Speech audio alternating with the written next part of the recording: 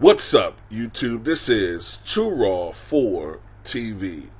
So, former President Donald Trump made it official last night.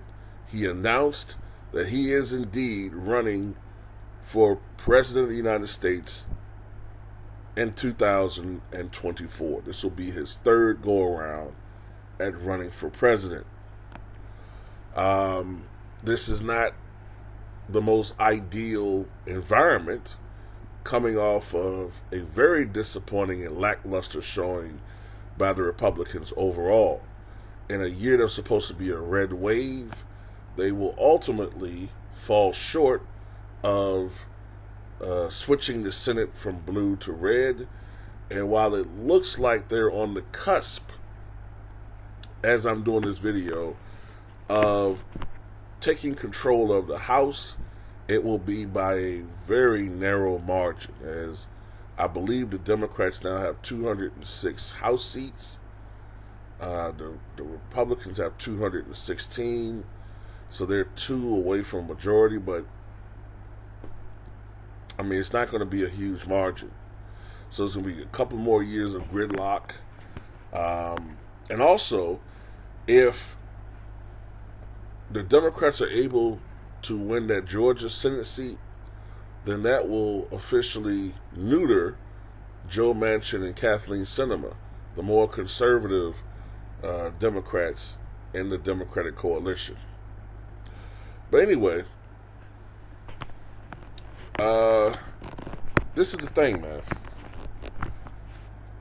Trump's disappointing showing as far as the candidates that he backed really have him in a tailspin. All right? It has him in a tailspin. I'm going to compare this to, say, Richard Nixon. See, Richard Nixon was in a great position in 1966, going into 1968, because he wasn't on the ballot in 1966, but he campaigned heavily for Republican candidates during that midterms.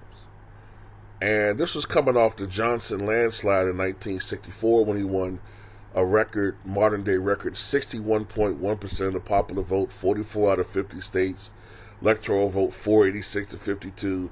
I mean, swamped Goldwater in the presidential election. But in the congressional elections, the Democrats had a huge margin. If I remember correctly, the Democrats won 295 House seats. 295 out of 435. They had a super majority. And that's why they were able to pass such sweeping legislation as the Voting Rights Act of 1965. They was able to pass a lot of things in 1965. But there was a backlash to that, obviously, right?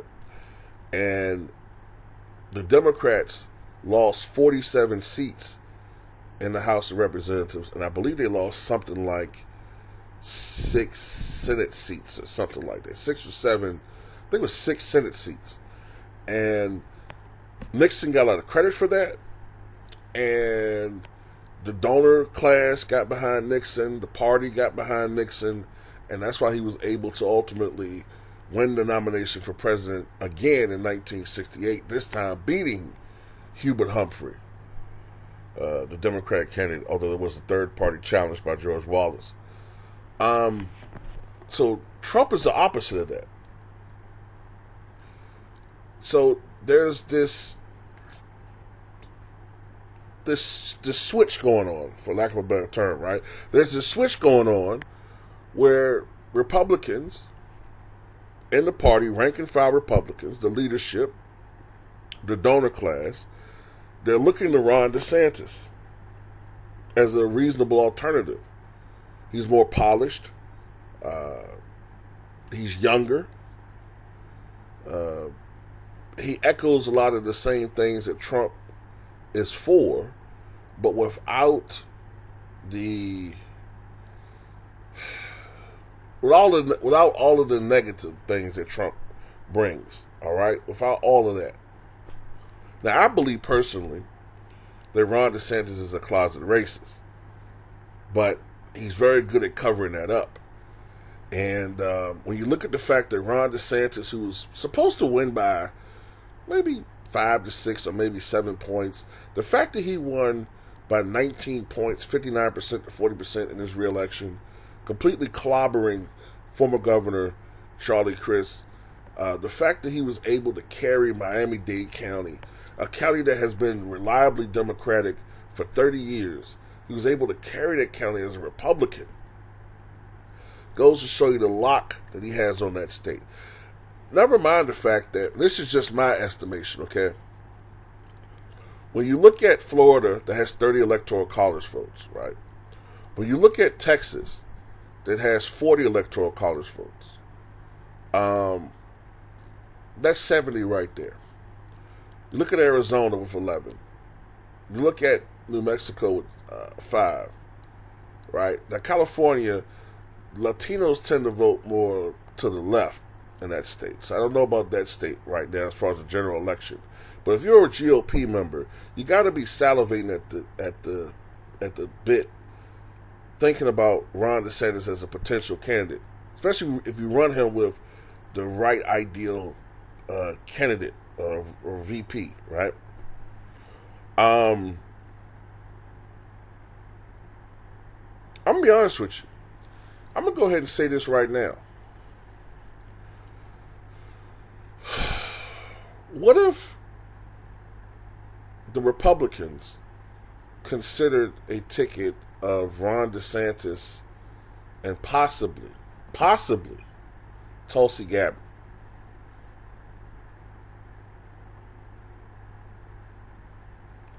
That may not be her, but it's just something that popped in my mind, right? But anyway, if Trump and DeSantis were to go head on, I think DeSantis has a decisive edge.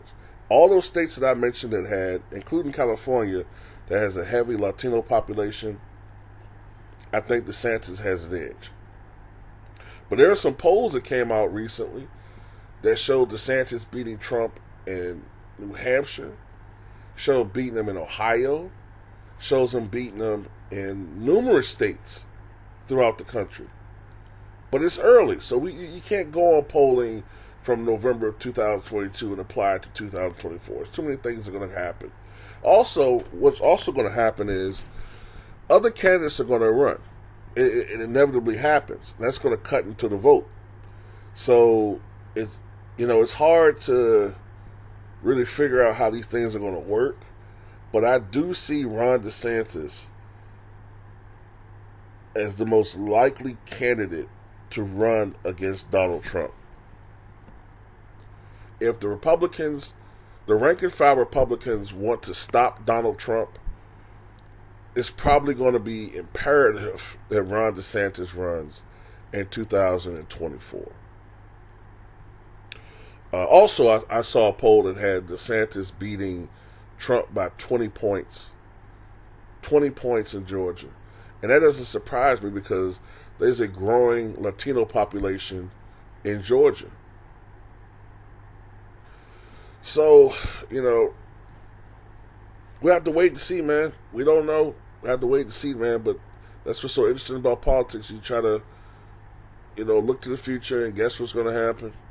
But anyway, tell me what you guys think.